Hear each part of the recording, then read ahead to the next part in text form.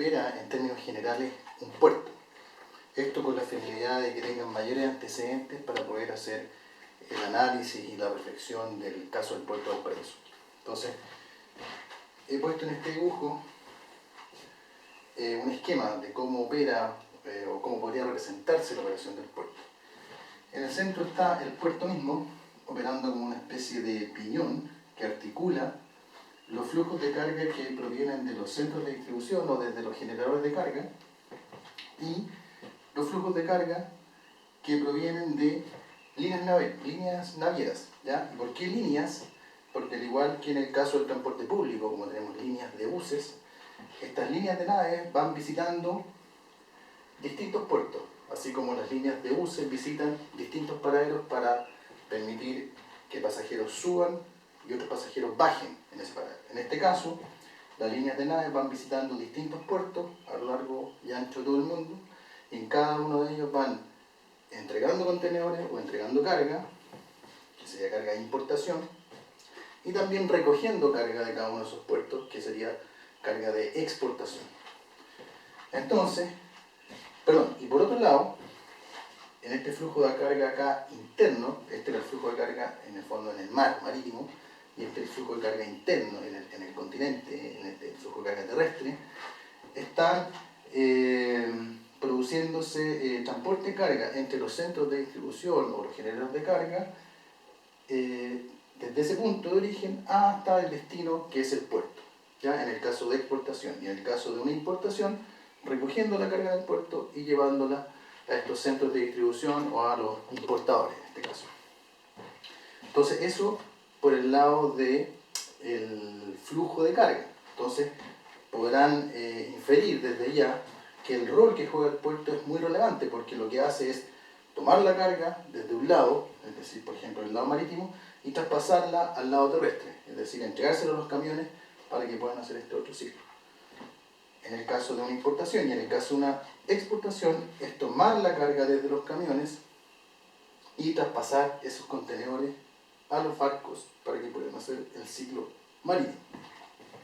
Entonces, como noté acá, efectivamente, en el puerto, que ya había mencionado, les había dicho que era como un piñón que articula estos dos flujos de carga, se produce un traspaso de carga, ¿ya? Desde el mar a la tierra o desde la tierra al mar. Entonces, veamos la importancia que tiene la velocidad de transferencia de carga en este punto. Entonces, estimemos, en términos generales, cuál sería el tiempo de ciclo, es decir, cuánto le tomaría, por ejemplo, a un transportista terrestre realizar este ciclo. Entonces, el ciclo de carga terrestre va a estar dado principalmente por los tiempos de viaje, desde el centro de distribución al puerto y luego desde el puerto al centro de distribución. Entonces notemos eso como TV o tiempos de viaje. Sin embargo, hay otros tiempos que acá son relevantes e incluso en algunas oportunidades pasan a ser más relevantes que los tiempos de viaje, que son los tiempos de carga, tanto en el centro de distribución como en el puerto, o los tiempos de descarga, dependiendo de qué tipo de carga sea, si es de importación o exportación. Entonces son los tiempos de carga y descarga, ¿ya? Entonces, ¿qué ocurre cuando este camión en una carga de exportación llega al puerto y en el puerto no es atendido rápidamente? Se empieza a activar el tiempo de carga y descarga y por lo tanto el tiempo de ciclo también aumenta. Y como bien dicen los transportistas, dada su experiencia, ellos en general hablan de que las vueltas dejan, y lo que están tratando de decir con eso es que en el fondo, mientras más vueltas del camión, más le van a pagar y más plata va a ganar. Por lo tanto, cuando se activan estos tiempos de carga, es decir, aumentan demasiado, en el fondo él está perdiendo plata, porque está detenido en uno de estos dos puntos sin poder generar este ciclo y poder ganar más dinero. Por otro lado, el tiempo de ciclo marítimo va a estar dado por los tiempos de viaje, por ejemplo en este tramo, tiempo de viaje 1, el tiempo de viaje 2, tiempo de viaje 3 y así, tiempo de viaje enésimo, los tiempos de viaje entre puertos, y en este caso serían la sumatoria, porque porque sería este, más todos los arcos, la sumatoria de los tiempos de viaje, más los tiempos de carga y descarga en este puerto, en este puerto, en este, y así en todos, más la sumatoria de los tiempos de carga y descarga en cada puerto. Entonces, por el lado del transporte naviero, también pasa lo mismo. Si los tiempos de carga y descarga aumentan demasiado, el tiempo de ciclo también va a aumentar. ¿Y qué les va a ocurrir? Lo mismo que les planteaba yo, que es lo que opinan los camioneros, que el tiempo de ciclo empieza a aumentar, por lo tanto le cuesta más o se demora más en desarrollar el ciclo completo. Si se demora más en desarrollar el ciclo completo, los productos llegan tarde a destino. Y por eso, en el fondo, al final hay una pérdida económica, en el sentido de la disponibilidad a tiempo de los productos, que es lo que en logística estamos principalmente preocupados, o es una de las principales preocupaciones. Entonces, eso por un lado, en el sentido de que hay un flujo de carga, hay traspaso de la carga, y ese es el principal rol del puerto, es realizar ese traspaso lo más rápido posible, y efectivamente en Chile, en la década de los 90, se realizó toda una modernización de los puertos donde el objetivo estuvo principalmente apuntado a hacer que nuestros puertos fueran más competitivos.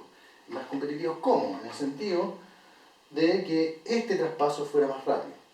Y la infraestructura portuaria se mejoró bastante a partir de las concesiones portuarias, ¿ya? Eso por el lado del transporte de carga.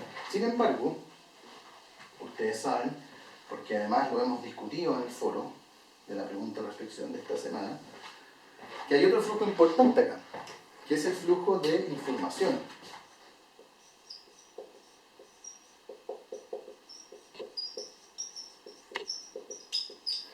Y eso principalmente porque los productos, para ser tanto exportados o importados, necesitan de una serie de información asociada, ya que nuestros productos, por ejemplo, los de exportación, necesitan cumplir con cierta normativa tanto en el país de origen, en nuestro país, como en los países de destino. Y existen varias entidades gubernamentales, que son instituciones fiscalizadoras en el fondo, que se preocupan de que esa documentación esté al día antes de que nuestros productos salgan del país. Asimismo, cumplen el mismo rol con los productos de importación. O sea, los productos que llegan a nuestro país tienen que cumplir nuestra normativa. Y dentro de esas instituciones está el SAC, el Servicio Agrícola y Ganadero, está Senapesca. Bueno, todo esto va a depender del producto que estemos importando o exportando. Estos son los principales, y obviamente la aduana. O sea, nadie sale o entra al país si no es fiscalizado o supervisado por aduana. Y aduana basa o se apoya en su fiscalización, dependiendo del tipo de producto, principalmente en esta institución. Hay varias más dependiendo del tipo de producto, pero en general, como nosotros somos productores de productos hortofrutícolas y pescado, estas son las principales, ¿ya? Entonces acá hay un flujo de información, porque hay mucho certificado y normativa, como les comentaba, que tiene que cumplir la carga. Y estas son las instituciones encargadas de fiscalizar que esa certificación o esa normativa se esté cumpliendo. Entonces, ese flujo de información está asociado principalmente a documentos asociados a la carga que estas entidades tienen que fiscalizar.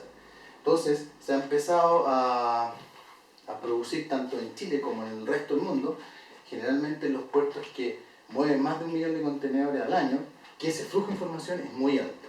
Entonces se empieza a armar como una especie de tapón allí, en el sentido de que empieza a aumentar mucho el tiempo de trámite, más que el tiempo de carga. De hecho, yo en el foro de reflexión le comentaba a uno de sus compañeros que a mí me había tocado el año pasado realizar un trabajo de una implementación de un proyecto tecnológico en un puerto acá en Chile, y habíamos hecho un levantamiento de los principales procesos de comercio exterior, tanto de exportación como de importación. Y me había tocado constatar que del total de actividades que se realizan en estos procesos, el 80%, cerca del 80% de esas actividades corresponden a trámites, ya sea información que se mueve en papel o en medios electrónicos. y solo un 20%, noten eso, solo un 20% correspondría a actividades de movimiento de carga efectivo. Entonces eso claramente da cuenta de que hay que incorporar tecnología asociada a hacer más rápido el flujo de información. Y de hecho, este año creo que se implementó un proyecto que venía hace tiempo madurando, que es la ventanilla única de comercio exterior chilena, que se llama CISEX. Por si a alguno le interesa, creo que el sitio se llama cisex.cl. CISEX es nuestra ventanilla única de comercio exterior. Entonces se supone que CISEX va a estar por sobre esto.